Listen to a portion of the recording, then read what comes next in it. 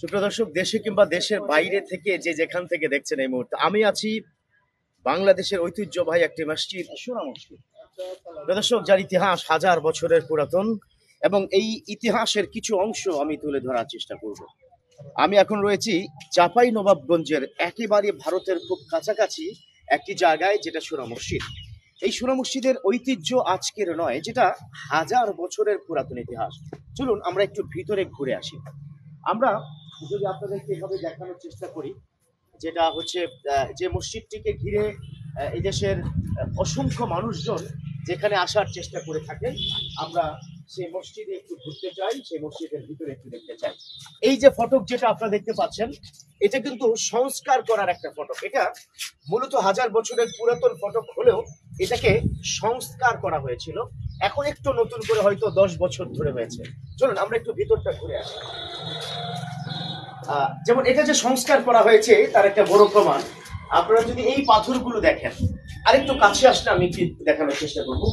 এই যে পাথরগুলো, এই পাথরগুলো শিলা পাথর বলা হয়, এবং এই পাথরের ভিতরের অংশ আপনি যদি একটু ভালো করে লক্ষ্য করেন, এটা নতুন অংশ, এটা কি নতুন করে করা হয়েছে, কিন্তু এটার যদি ভিতরে একটু আমরা কি ভিতরটা একটু দেখাই। এই যে দেখুন, এটা কিন্তু হাজার বছরের পুরাতন যে একটা মসজিদ, এবং তার শিলা পাথরগুলো আমরা কিন্তু দেখতে পাচ্ছি এই গেটটা, এবং এই পাশেও একই রকম আপনি দেখবেন একই রকম দেখা যাচ্ছে। চলুন আমরা এবার একটু ভিতরটা কি ঘুরে দেখে আসি। আমরা যেমন দেখছি এখানে কিন্তু ভিতরে অনেকগুলো গম্বুজ আছে, আপনি দেখবেন উপরে বেশ কিছু গম্বুজ রয়েছে। আর এই গম্বুজের ইতিহাস কিন্তু ভারতীয় উপমহাদেশের ইতিহাস। আপনি বিশ্বের আর কোনো রাষ্ট্রে, বিশেষ করে ইসলামিক রাষ্ট্রগুলোতে আপনি কোনোভাবেই গম্বুজ দেখতে পাবেন না, যতটা না দেখতে পাবেন বাংলাদেশ, পাকিস্তান এবং ভারতে। কারণ এই গম্বুজগুলো সাধারণত ওভাবে ব্যবহার করা হয় না, যদিও আমার নবীজি সবুজ গম্বুজের নিচেই কিন্তু আছেন, তারপরেও আরাবিয়ান কান্ট্রিগুলোতে কিন্তু সেটা করা হয় না। আসুন আমরা একটু ভিতরে কি যেতে চাই। আপনাদেরকে জানিয়ে রাখছি, এটা ইসলামিক ফাউন্ডেশন, অর্থাৎ আমি যে প্রতিষ্ঠানে রয়েছি,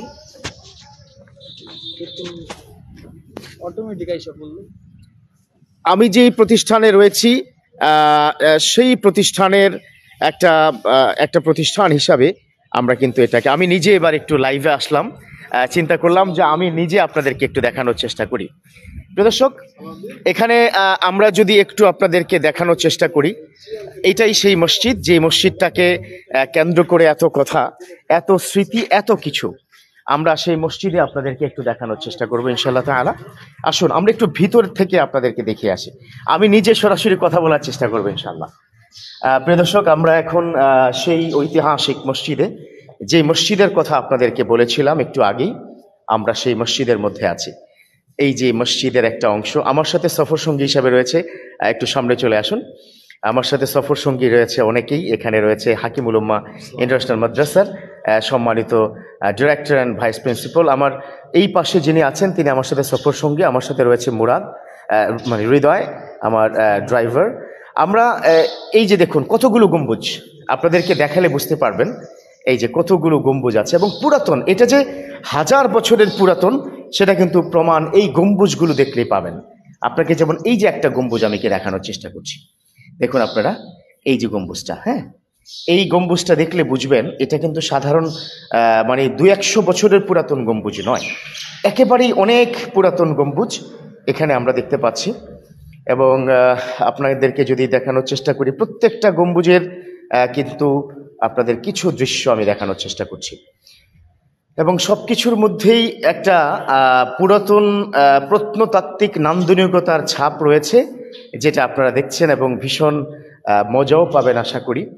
এবং এখানে কিন্তু 5 ওয়াক্ত নামাজ হয়, জুমার নামাজ হয়, এবং এখানে আমাদের সাথে আমরা দেখতে পাচ্ছি। আপনি একটু আসুন আমার সাথে, কামচুমি আসুন, কান কমে শুনলে অসুবিধা হবে না। এই যে আমার সাথে যিনি আছেন উনি কিন্তু এখানে খাদেম, এবং দীর্ঘদিন ধরে খেদমত করছেন। আপনি খেদমত করেন? হ্যাঁ, আমি ঝাড়ুটাও দিই আর কি, থাকি। আমার বাড়ি সাতক্ষীরা, খুলনা। সাতক্ষীরা, খুলনা। একটু কানে কম শুনেন, তবুও তিনি বলছেন কত বছর ধরে আছেন? এখানে প্রায় 12 বছর ধরে এখানে আছি। এক যুগ হয়ে গেছে। কেমন লাগছে মানুষের যে এখানে দেখেন, কেমন লাগে? এখানে যেহেতু এটা আমাদের ধর্মীয় ঐতিহ্য, এবং ঐতিহাসিক এলাকা। হ্যাঁ। এই হিসাবে এখানে দেশ এবং বিদেশের অনেক মানুষ এখানে আসে। আচ্ছা আচ্ছা এবং আচ্ছা। এই ধর্মীয় এই বিষয়গুলোকে নিয়ে মানুষের মনের ভিত্তিতে লালন করে। এটা শুধু একটা মসজিদ নয়, মদিনার মসজিদে যেমন আমাদের হ্যাঁ। ধর্ম নেতা হযরত মুহাম্মদ সাল্লাল্লাহু আলাইহি সাল্লাম মসজিদে নামাজও পড়তেন এবং সেখানে শাসন কাজ পরিচালনা করতেন। আচ্ছা আচ্ছা, সেই হিসাবে এই মসজিদটা মসজিদের নববীর মানে প্রেক্ষাপটে তৈরি করা। হ্যাঁ। এর সামনে যদি রাখেন, এখানে ওই যিনি মসজিদের প্রতিষ্ঠাতা উনি এখানে অবস্থান করতেন এবং বিচার কাজ করতেন। আচ্ছা আচ্ছা এবং ওখানে আচ্ছা। নামাজও পড়তেন। এই জায়গাটা আমরা একটু দেখাতে চাই। বাইরে থেকে সিঁড়িতে ইনি এটা অবস্থান কিন্তু করতেন। একটা, এই দেখুন আপনাদেরকে আরেকটা ইতিহাসের সাক্ষী হিসাবে দেখাতে চাই। এই যে একটা দেখুন মসজিদের একটা বিশেষ অংশ, এই জায়গাটায় বিশেষ অংশ মানে হচ্ছে, এবং এটার উপর থেকে নিয়ে গেছে। হ্যাঁ হ্যাঁ, এখানে মূল্যবান দ্রব্য অনেকে শুনতে যে স্বর্ণের নাকি পাত ছিল, এখানে ব্রিটিশ সময় চুরি করে নিয়ে গেছে এগুলো। এবং এখানে ওই দেখে পরিষ্কার জায়গা, এখানে স্বর্ণের টাইলস গুলো ছিল, স্বর্ণের টাইলস ছিল, যে মানে গোল্ডের যে গিল্টি গুলো ছিল, হ্যাঁ, এগুলো চুরি করে নিয়ে গেছে ব্রিটিশ আমলে, যে যখন শাসন করতে আসলে সেটা ছিল। আচ্ছা আচ্ছা এটাই ছিল। আচ্ছা, তাহলে এখান থেকে উনি মূলত এখানেই উনি রাত্রেবেলা থাকতেন। বাইরের সিঁড়িতে এখানে অবস্থান করতেন। আচ্ছা আচ্ছা অবস্থান আচ্ছা, করতেন এবং শাসন কাজ পরিচালনা করতেন, নামাজও পড়তেন। নামাজও পড়তেন, হ্যাঁ। মাশাআল্লাহ। আর এটা একটা কালো পাথরটা এখানে একটা সাইড একটা কালো পাথর আছে, শিলালিপি না? শিলালিপিটা আমরা একটু দেখাতে চাই। হ্যাঁ, গুড, মাশাআল্লাহ। আচ্ছা, গুড। আমরা তাহলে যেটা আপনাদেরকে দেখানোর চেষ্টা করেছি প্রিয় দর্শক, এবং ভীষণ ভালো লাগছে আমার। 1493 সাল এই মসজিদ প্রতিষ্ঠা হয়। আমরা এই মসজিদের উপরে শিলালিপি থেকে আমরা ইতিহাস তথ্য পেতে পারি। মাশাআল্লাহ মাশাআল্লাহ, গুড। আমরা তাহলে প্রিয় দর্শক একটু আপনাদেরকে আরেকবার আমরা কিছু দৃশ্য, কিছু ইতিহাস আপনাদেরকে দেখানোর চেষ্টা করছি। আমি নিজে সরাসরি লাইভে অংশগ্রহণ করছি এই কারণে যে এটার সাথে আমাদের কিন্তু অনেক ইতিহাস, অনেক ঐতিহ্য, অনেক বিষয় কিন্তু জড়িত আছে। আমাদের এই যে পাশে শিলালিপি রয়েছে, আমরা আমাদের প্রিয় খাদেম মহোদয় উপরে না, উপরেরটা শিলালিপি, এই যে আপনারা দেখুন এই যে জায়গাটা আছে, আপনারা একদম উপরের যে দৃশ্যটা দেখতে পাচ্ছেন, এটা মাশাআল্লাহ কোরআনের আয়াত সহকারে আমরা এখানে এটা দেখতে পাচ্ছিলাম। এবং প্রিয় দর্শক, আমরা চেষ্টা করব আপনাদেরকে আবারও পুরো দৃশ্যটি ঘুরিয়ে দেখানোর জন্য, পুরো দৃশ্যটি ঘুরিয়ে দেখানোর জন্য, যাতে করে আপনারা আজকের এই লাইভটি একটা ঐতিহাসিক স্মরণীয় লাইভ হিসাবে আমি একটু ঘুরিয়ে দেখানোর চেষ্টা করব। চলুন আমার সাথে আমরা চতুর্পাশে একটু ঘুরব।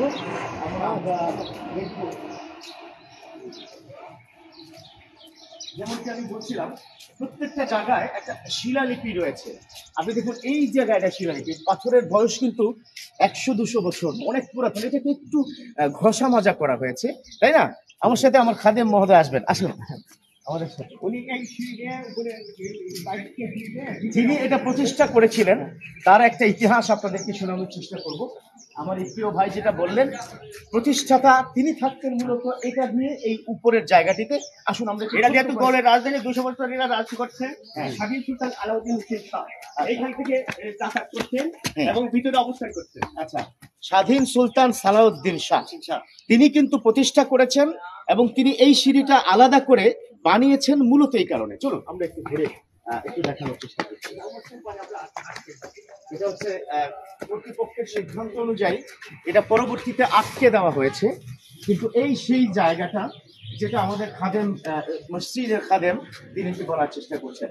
এই যে একটু আরেকটু কাছে নিয়ে আসি আমরা, এই যে জায়গাটা, এখানে তিনি বসতেন, এখানে তিনি নামাজ পড়তেন, এখানে তিনি ইবাদত করতেন। এমনকি মসজিদ ভিত্তিক যে শাসন ব্যবস্থা বিশ্বনবী চালু করেছিলেন, যেটা মদিনার মসজিদে ছিল, আমার নবীজি মদিনার মসজিদেই কিন্তু বিচার কার্য পরিচালনা করতেন। সেখানে কিন্তু আলোচনা হতো মানুষের বিভিন্ন ক্রাইসিসের কথা, এবং সেখানে তিনি সমাধান করার চেষ্টা করতেন। এই একই কাজ তিনি কিন্তু এখানে করেছিলেন। এই জায়গাটিতে আমরা আরেকটু ক্লোজ হয়ে একটু দেখানোর চেষ্টা করছি। প্রিয় দর্শক, আপনারা দেখতে পাচ্ছেন এই সেই জায়গা যেখানে এর ইতিহাসের সাথে, সংস্কৃতির সাথে জড়িত রয়েছে। আমরা আজকে, এবং প্রত্যেকটি জিনিস আপনি দেখুন।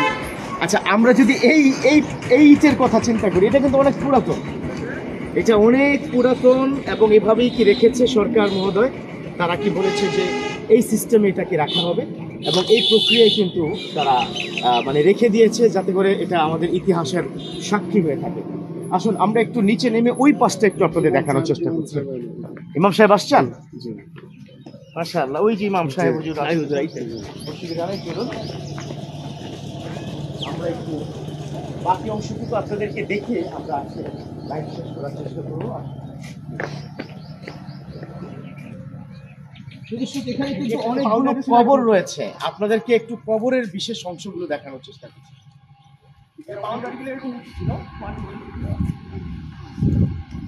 মানুষের, আমাদের বাংলাদেশের মানুষ কিরকম, আপনি অবাক হয়ে যাবেন যে এখানে ইটগুলো কিন্তু খুলে কি নিয়ে গেছে।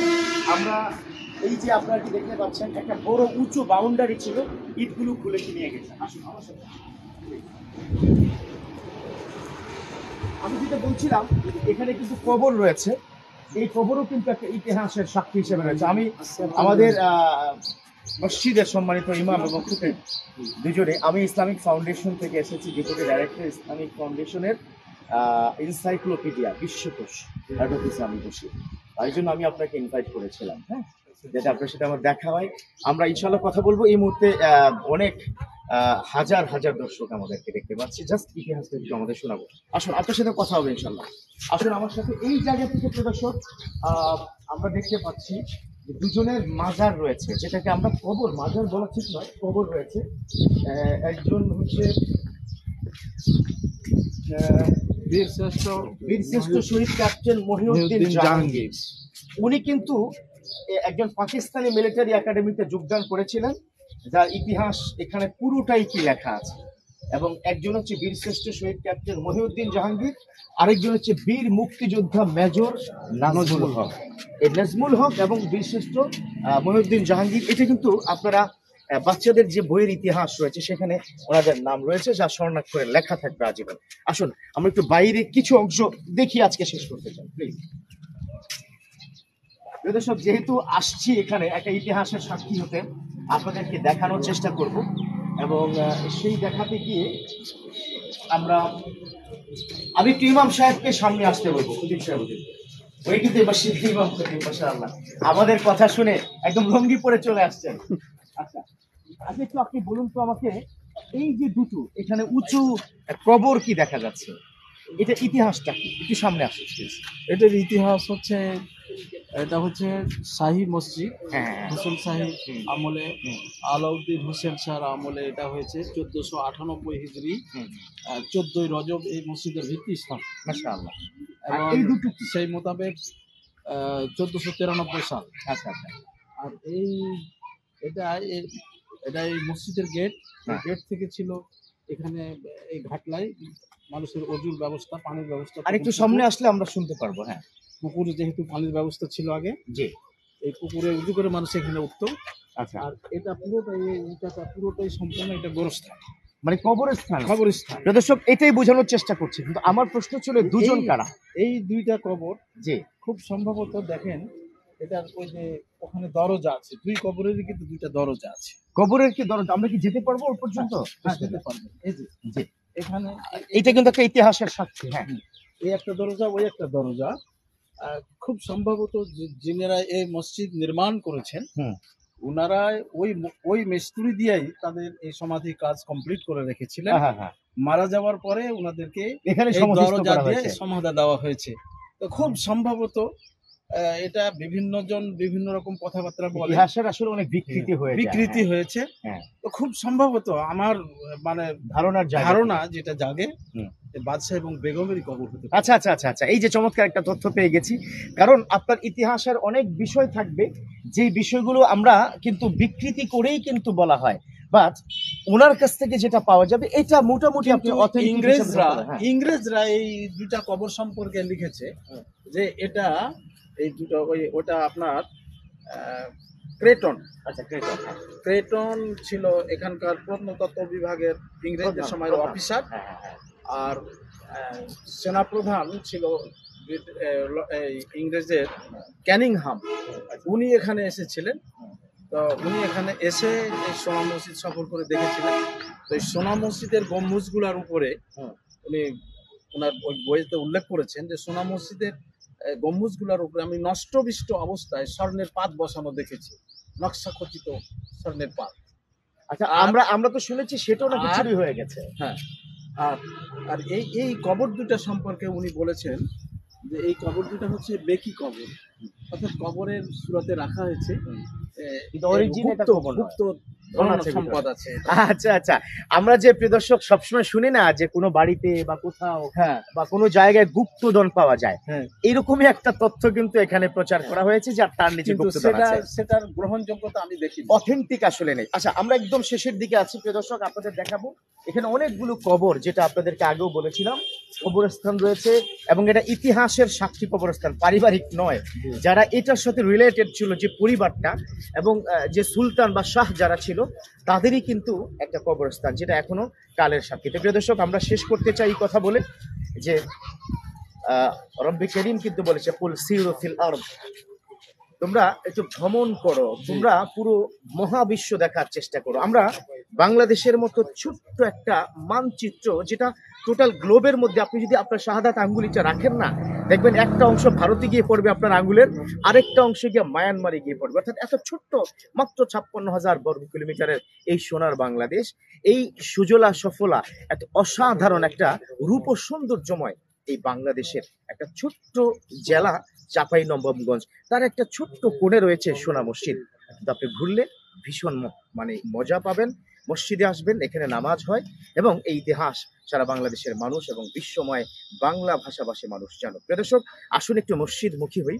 মসজিদ দেখিয়েছি, কিন্তু যে মসজিদ হচ্ছে আল্লাহর জায়গা, এবং সবচেয়ে ইম্পর্টেন্ট যে কথাটা, আল্লাহ পাক নিজে বলেছেন উসজুদ ওয়াক্তারিব, সিজদা দাও, আমার নিকটবর্তী হয়ে যাবে। অতএব আমরা আল্লাহর নিকটবর্তী হতে চাই, আল্লাহ সাহায্য চাই। যেমন আল্লাহ সাহায্য করেছেন 5ই আগস্টে, যেমন আমরা এখন মুক্ত আকাশে মুক্তভাবে কথা বলতে পারছি। ভালো থাকবেন, সুস্থ থাকবেন, সুন্দর হোক আপনার জীবন। আল্লাহ হাফেজ।